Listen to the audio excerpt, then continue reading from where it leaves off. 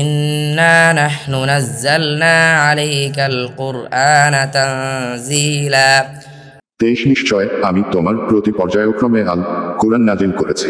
ফাসবির লিহুকমি রাব্বিকা ওয়ালা তুতি' মিনহুম আথিমান আও কাফুরা।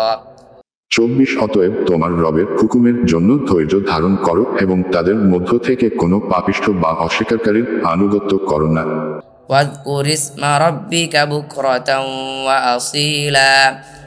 25 আর সকাল সন্ধ্যায় তোমার রবের নাম স্মরণ করো। ওয়া মিনাল লাইলি ফাসজুদ লাহু ওয়া সাব্বিহহু লাইলান তাওয়ীলা। 26 আর রাতের একাংশে তার উদ্দেশ্যে সিজদাবনত হও এবং দীর্ঘ রাত ধরে তার তাসবিহ পাঠ করো।